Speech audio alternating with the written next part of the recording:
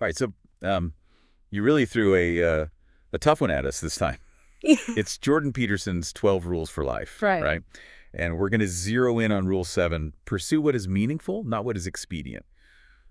I have a feeling this is going to be one of those deep dives that really makes us think. Yeah, it's definitely a profound chapter. It really gets right to the heart of what it means to be human. It's interesting how Peterson uses that story of Adam and Eve, being cast out of paradise Right. as this metaphor for the truth that life just inherently involves suffering. Yeah, it's not exactly a cheery way to start out, Yeah. but it does set the stage for this whole idea of meaning versus expediency. Instead of sugarcoating reality, he's basically saying, look, hardship is part of the deal. Yeah. The question is, how do we respond to it? Exactly. And that's where those two paths kind of emerge, right? The Yeah. path of meaning, which often involves sacrifice and confronting difficult truths, Right. and then the path of expediency, which is all about seeking immediate pleasure and avoiding responsibility. Right. And Peterson brings in all these different religious and philosophical perspectives to explore this. We're talking the Bible, Socrates, Dostoevsky. Wow. Okay, so this isn't your average self-help book. This is going deep. Yeah.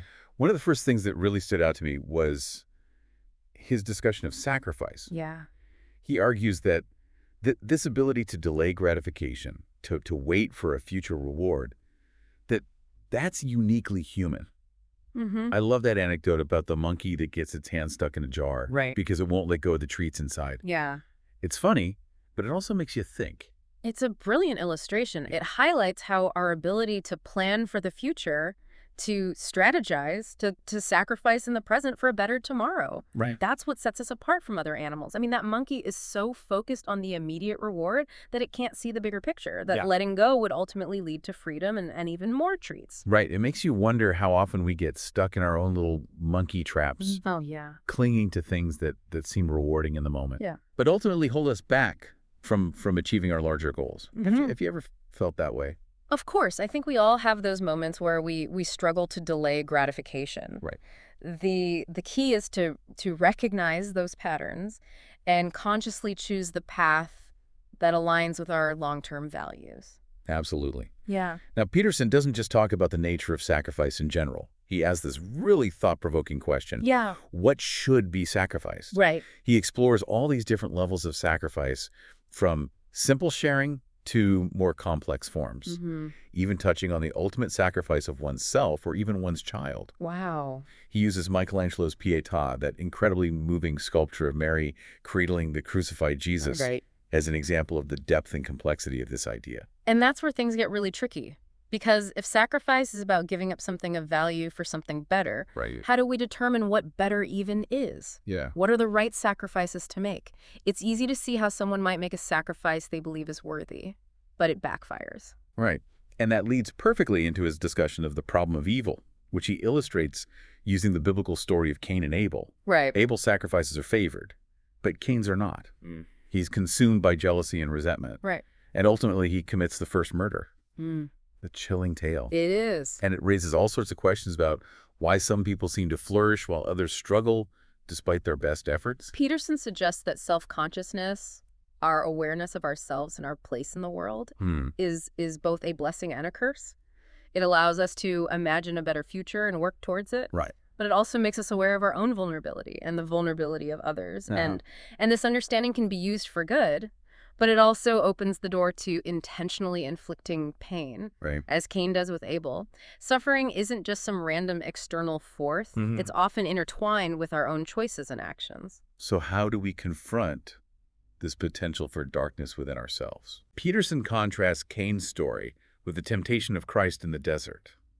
He sees this as a symbolic representation of confronting the darkest parts of human nature and choosing a different path. Right. Christ is tempted 3 times, and each temptation represents a different form of choosing expediency over meaning.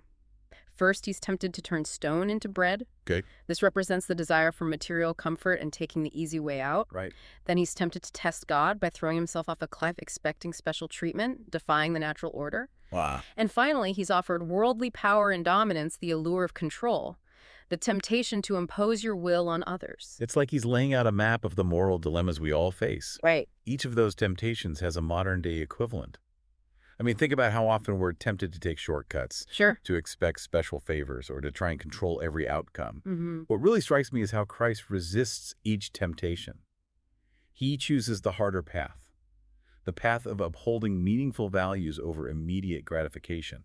And it's through that resistance that he embodies the principle of pursuing what is meaningful, even when it's difficult, even when it requires sacrifice. Okay, but are we really capable of consistently making those kinds of choices? Mm. I mean, let's be honest. The world often seems to reward the opposite. Yeah. Expediency, instant gratification, looking out for number one. Mm-hmm. How do we stay true to those deeper values when we're constantly being bombarded with messages that tell us to choose the easy path? That's where Peterson's exploration of Christianity's role in shaking Western values gets really interesting. Right. He tackles both the positive impact and the criticisms head on. It's like he's saying, let's examine this legacy, warts and all. Right, because he acknowledges the critiques, particularly those raised by Nietzsche, who saw Christianity as promoting a kind of passive acceptance of suffering, a devaluation of earthly life in favor of some future reward. Nietzsche argued that Christianity, by emphasizing Christ's sacrifice as the ultimate act of redemption, inadvertently removed personal moral responsibility. It's like saying, well, Jesus already took care of the big stuff, so what's left for us to do? Which, to be fair, can be a tempting way to think. Yeah. But Peterson also points out the immense positive impact of Christianity. Absolutely. He highlights the elevation of the individual soul, Mm-hmm. the idea that everyone has inherent worth regardless of their social status. Right? This was a radical departure from the hierarchical societies of the past, It was. and it played a crucial role in the eventual abolition of slavery. Yeah. And let's not forget the separation of church and state. Right. That was a game changer. Yeah. It meant that earthly rulers could no longer claim divine authority, which helped prevent the kind of tyranny that was so common in ancient civilizations. It's a fascinating paradox. It is. Christianity, by addressing some of the most fundamental problems of its time, poverty disease, social injustice, Right. actually paved the way for new dilemmas to emerge. Mm-hmm. As material conditions improved and the horrors of those earlier eras faded, the existential questions of meaning and purpose in a seemingly godless world moved to the forefront. That makes sense. So where does that leave us in this post-Christian, post-modern world? Right. Peterson argues that with the death of God, the decline of those traditional belief systems, we're faced with a real danger.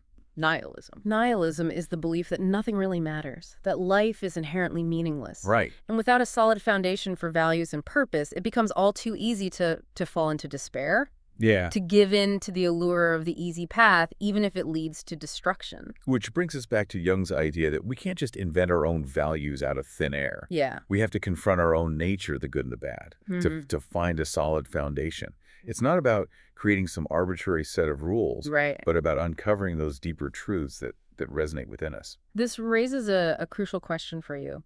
What happens when those traditional belief systems, Wow. those prepackaged sets of values, no longer hold the same weight? Where do we turn to find our own compass for navigating life's complexities? That's a big question, and I think Peterson's own personal journey offers some valuable insights. Mm-hmm. He's very open about his own struggles with doubt and meaninglessness. Mm-hmm. And he describes how he eventually found a foundation in the undeniable reality of suffering and the imperative to reduce it. His story is so powerful because it mirrors the struggles so many of us face. He's not just some detached academic spouting theories. He's someone who has grappled with these existential dilemmas and emerged with hard-won wisdom. And what were those insights? Yeah. He talks about how he was drawn to socialism initially, Right. but ultimately became disillusioned, seeing it as fueled more by resentment than by a genuine desire to alleviate suffering. He realized that true meaning wasn't about tearing down existing structures or seeking revenge, Right. but about confronting the darkness within himself and choosing to act in a way that contributed to the good. So it's less about inventing values and more about discovering them, about facing those fundamental questions of who we are and what we stand for. And that's a process that requires honesty, courage, and a willingness to wrestle with those shadow sides of ourselves. It's not an easy path, but it's a path that leads to a deeper, more authentic sense of meaning and purpose. Right. And that's something worth striving for, wouldn't you say? Absolutely. Yeah. Yeah. Yeah, it really is. I think what resonates so deeply about Peterson's message is that it acknowledges the complexity of the human experience. Right. He's not He's not offering easy answers or simplistic solutions. Yeah. He's inviting us to engage in this ongoing process of self-discovery and meaning-making, Yeah. to confront those uncomfortable truths about ourselves and the world around us. And that's where his definition of meaning really starts to take shape.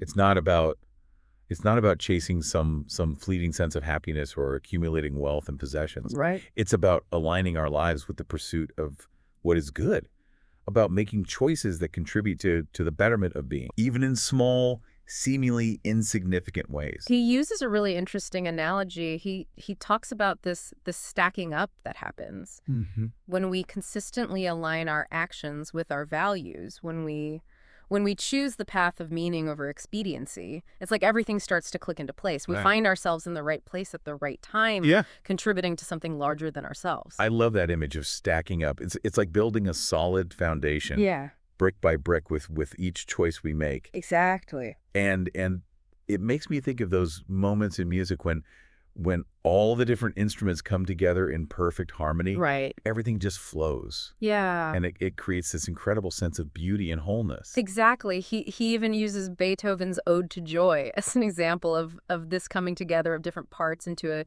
unified whole, expressing something that transcends the individual notes. But he also makes it clear that meaning isn't something we can force or manufacture. Yeah. We can set up the preconditions. We can be receptive to it when it manifests itself. But we can't just will it into existence. Right. It's more about aligning ourselves with a set of values, a way of being. Yeah. And then trusting that meaning will emerge organically from our actions. That's where the idea of sacrifice comes back into play. Right. Choosing meaning over expediency often requires us to give up something we want in the present for the sake of something better in the future. It's about delaying gratification, being willing to endure discomfort, to make those tough choices that ultimately lead to a more fulfilling life. So it's not always going to feel good in the moment. Right. There will be times when we have to say no to that tempting shortcut or that easy way out. Sure. But the payoff, that sense of purpose and alignment is worth the effort. Absolutely. And this isn't just about some grand heroic act of self-sacrifice. Peterson emphasizes that meaning can be found in the everyday, in the seemingly mundane tasks of life. Like finally tackling that pile of paperwork that's been sitting on your desk for weeks. Exactly. Or taking the time to make your home a bit more welcoming. Preparing a meal with care and gratitude for your family. Right. These are the small, unheralded acts of meaning making that when done consistently can transform our lives and the lives of those around us. It's about finding the extraordinary in the ordinary. Yeah. About infusing even the most mundane tasks with a sense of purpose and intentionality. Precisely. And it's this willingness to confront our own limitations, to do what we can, even in small ways, to make things better, that ultimately brings about a sense of meaning and purpose. In a world that often feels chaotic and overwhelming, right, it's a message of hope and empowerment.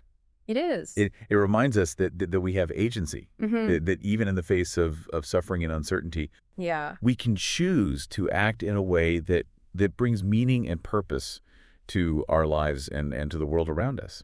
Peterson goes on to offer some very practical guidance on how to actually embody this principle of pursuing meaning. Okay. He talks about aiming up, about setting our sights on something higher than ourselves. But he also cautions against being arrogant in our knowledge. Right. He's like, yes, strive to learn and understand. Right. But don't let knowledge puck you up. Stay humble. Stay curious. And be open to the possibility that you might be wrong. That's such a crucial point, especially in today's world where it's so easy to get caught up in the certainty of our own beliefs. Right. Peterson reminds us that true knowledge comes from a place of humility, from recognizing that there's always more to learn, always different perspectives to consider. And then, of course, there's that powerful call to action. Fix what you can fix. It's about taking responsibility for our own lives. Yeah. And for the small corner of the world we inhabit. He's not suggesting we become self-righteous crusaders trying to solve everyone else's problems. No. It's more about focusing on what we can realistically control, about making those small incremental improvements that collectively can create a ripple effect. He even acknowledges that it might feel insufficient at times. Right. He says, be aware of your own insufficiency, but do what you can to make things better. Mm-hmm. It's a call to move beyond despair and cynicism. Yeah. And engage with the world in a meaningful way. That idea of doing what you can really resonates with me. It's a reminder that we don't have to have all the answers or solve all the world's problems to make a difference. Right. It's about showing up, being present, and contributing in whatever ways we can. And that brings us to the very practical question of what this actually looks like in everyday life. Mm-hmm. How do we identify those meaningful pursuits? Right. Peterson doesn't give us a step-by-step guide, Right. but he does offer some valuable clues. He encourages us to pay attention to those things that grab our attention, Right. that spark our curiosity, that make us feel truly alive. It's about tuning in to those inner signals that are guiding us towards our unique path of meaning. So it's not about following some prescribed formula or trying to fit ourselves into a predetermined mold. Right. It's about being honest with ourselves about what truly matters to us, what lights us up, what makes us feel like we're contributing something valuable to the world. It's about aligning our actions with our values, about making choices that reflect our deepest sense of purpose. Mm-hmm. And that's a journey that's unique to each individual. Right. There's no right or wrong answer, only the path that feels true and authentic to you. I think that's what makes Peterson's work so compelling. Mm-hmm. He's not offering a one-size-fits-all solution. Right. He's inviting us to embark on this journey of self-discovery and meaning-making. Yeah. To wrestle with those big questions and find our own unique answers. And he reminds us that it's an ongoing process. Right. There will be times when we stumble, when we make choices that lead us away from meaning. But the key is to keep coming back to those core principles, to keep striving to align our actions with our values, to keep choosing the path of greater fulfillment even when it's hard. That idea of embracing the struggle, right. of seeing the challenges as opportunities for growth is really powerful. And it's a reminder that meaning isn't about reaching some final destination, but about embracing the journey itself with all its twists and turns. Wow. Yeah, it's a journey that requires courage and resilience, but it's also a journey that's filled with possibility and potential. Yeah. I think that's ultimately what Peterson is trying to convey, that even in the face of suffering and uncertainty, we have the power to create meaning in our lives. And it's not just about finding meaning for ourselves. It's about contributing to something larger than ourselves. Mm. Peterson talks about the importance of leaving the world a little bit better than we found it. He uses this phrase, the betterment of being, to describe this idea of contributing to the good, to the flourishing of life in all its forms. It's not just about human well-being, but about the health of the planet, the well-being of future generations. It's a reminder that we're all interconnected, that our actions have consequences that extend far beyond ourselves. Exactly. And that brings us back to Peterson's call to action. Aim up. Pay attention. Fix what you can fix. Don't be arrogant in your knowledge. Strive for humility.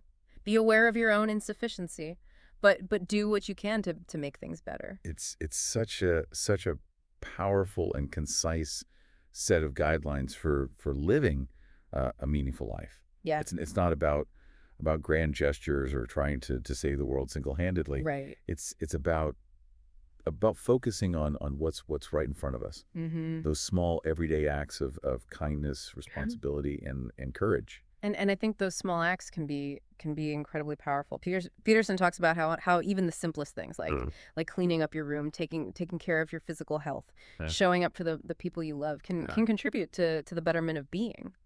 It's about taking ownership of our own lives, making conscious choices that align with our values, and taking responsibility for the impact we have on the world around us. And it's about embracing the process, right? The ups and downs, the inevitable setbacks. Meaning isn't a destination. Yeah. It's a way of being, a way of engaging with the world. So as we wrap up this deep dive into Peterson's exploration of meaning versus expediency, what are some of the key takeaways that you hope will stick with our listener? I hope they'll walk away with a renewed sense of agency, with the understanding that they have the power to choose meaning, even in the face of life's inevitable challenges.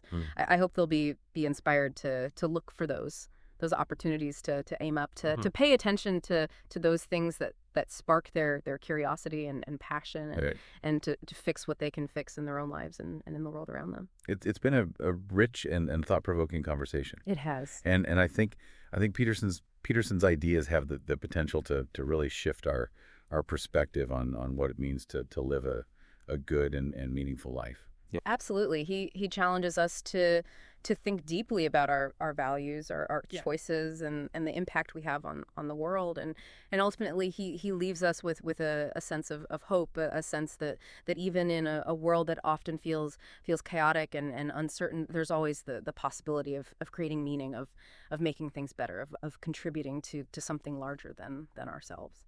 And that's a powerful message to carry with us as we navigate the complexities of life. Thanks for joining us on this deep dive, and we encourage you to explore the source material further and to continue pondering these important questions.